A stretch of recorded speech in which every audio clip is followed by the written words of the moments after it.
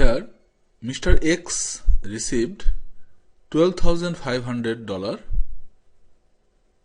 against an investment of $10,000 on a flat rate for 4 years. So 3 pieces of information are given. Mr. X received 12,500 against an investment of this. So this is the principal amount P. This is the final amount that he received, final amount P prime, and how long it was invested? 4 years. So this is the time period. So here 3 pieces of information are given. Initial, that is principal amount, is $10,000. Final amount is $12,500, and the time period T is 4 years. These informations are given. Now find the interest rate. So we need to find the interest rate. R equals what? And amount of interest received. Amount of interest, capital I, equals what? How much more he could receive in another year. So that is another part of the problem, that if he would keep the money for 1 more year, how much more he would receive. We will do it. This second part we will handle later. First, let us find interest rate and interest. So this is the principal amount, this is the final amount. Calculating interest is straightforward. Interest will be final amount minus initial amount.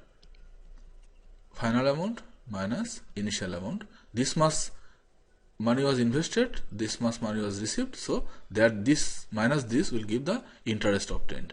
So it will be 12,500 minus 10,000. So we will get this 2500. So $2,500 will be the interest. Now interest rate R, we need to find this R. Okay, so here we know I, that is the amount of interest. We know the principal amount P is given. We know the time period T is given. So from here only unknown variable is R. We can find that R. So if we use this one, the interest, that is 2500, that we just calculated, 2500 equals principal amount 10,000 times R we want to find, times T. T is 4 division 100. So from here, from this relation we need to find this R value. Let us do the calculation. This 20 will cancel here. So this 104 will be coming this side and divide. So 2500 division 100 times this 4. So 100 will cancel this 20. This one will be R. So 25 by 4. So R will be 25 division 4. That is percent, definitely. R is in percentage. So if we simplify it, then we will get 6 and 1/4 of a percentage. So this is the interest rate. So this part of the problem is done. Now we know our interest rate and principal amount, final amount, everything. Now second part, how much more he could receive in another year. So the principal amount we know, $10,000. Principal amount is $10,000. Interest rate we just calculated, 25 division 4%.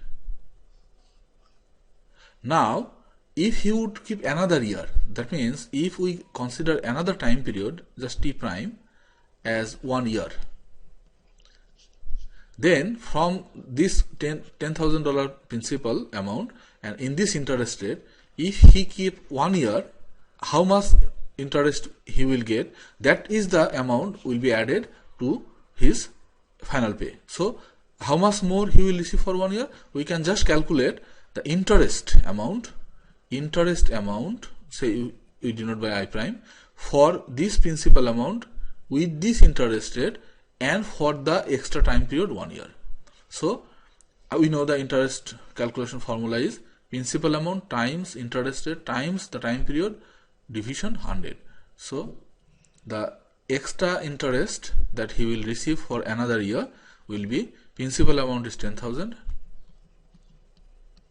times interest rate is 25 by 4, 25 division 4, time period is 1 division 100. That means principal amount times interest times time division 100. So this 2 will be gone, and 4 division 100 will give us 25. So 25 times 25, if we multiply, we will get $625. So if he keeps the money for another year, so he will receive $625 more.